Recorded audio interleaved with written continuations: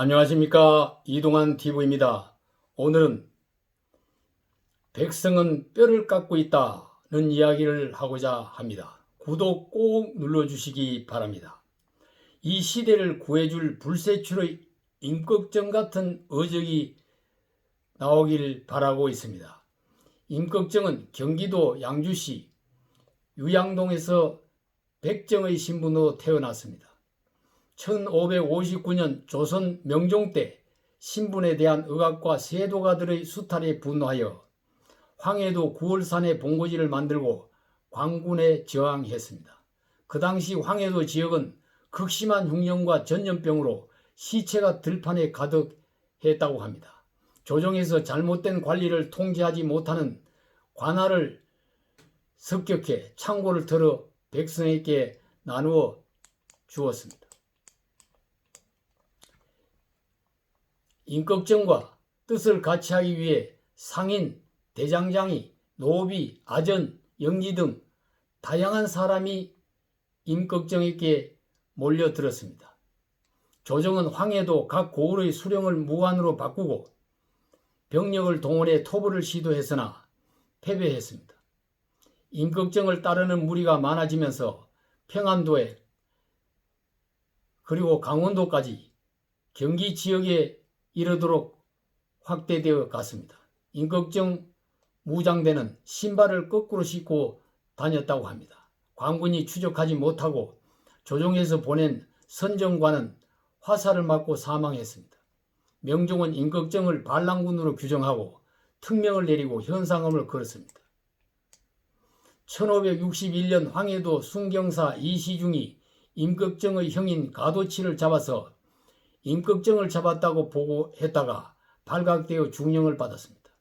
후임인 어주목사 이수철이 윤희정이란 사람을 고문으로 거짓 자백을 받아내 임꺽정을 잡았다고 하고 늙은 노파를 잡아다 임꺽정의 아내라고 인두질을 했습니다. 사실이 드러나자 이수철도 파직됐습니다. 임꺽정 무리 중에 먼저 체포된 서림이 배반하여 앞잡이 노릇을 했습니다. 1562년 황해도 서흥에서 군관 곽준수와 홍은성 등이 말을 타고 달리는 임꺽정을 추격해 체포하여 궁궐로 압송해 그리고 처형을 했습니다. 독립운동과 홍명희에 의하여 임꺽정에 대한 대하소설이 쓰여졌습니다.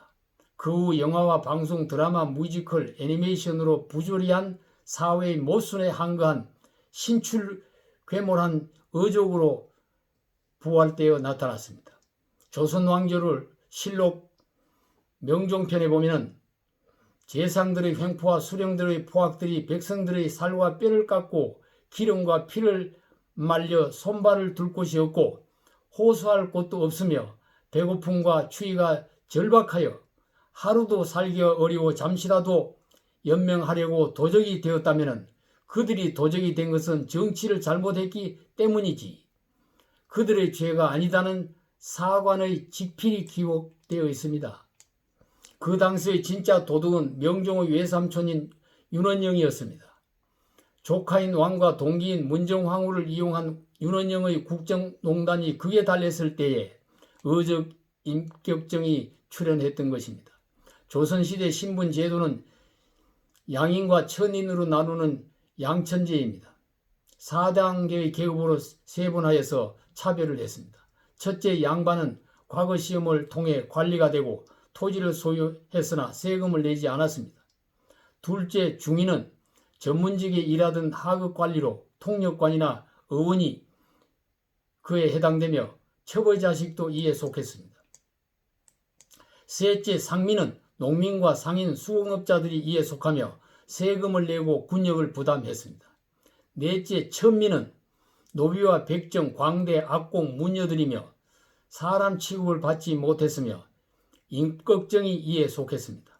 임꺽정의 저항은 3년 만에 끝이 났지만 조선 사회의 불평등한 신분제도의 불합리성을 널리 알리는 기회가 되었습니다. 조선시대 같은 신분제도도 이 같은 신분제도가 없어지고 법 앞에서 국민은 평등하고 부당한 차별을 받지 않는다고 규정이 되어 있습니다. 그러나 우리 삶의 현장에는 불평등, 불공정이 없어지지 않고 있습니다. 임기가 지나면 내놓아야 하는 권력인데도 독단을 합니다. 자영업자는 문을 닫고 청년은 구직을 위해 거리를 헤매고 서민은 세금 폭탄에 시달리고 기업인은 법인세 폭격에 신음을 하고 있습니다. 위정자를 보고 이 나라가 네 거냐고 항의를 하고 있는 실정입니다. 국민을 불편하게 하고 있는 관리와 대표자, 위정자를 혼내줄 수 있는 이 시대의 임꺽정이 나오기를 사람들을 바라고 있습니다. 이 시대를 구제할 임꺽정이가 나타나기를 온 국민이 바란다는 사실을 위정자들은 심각하게 생각해야 할 것입니다. 감사합니다.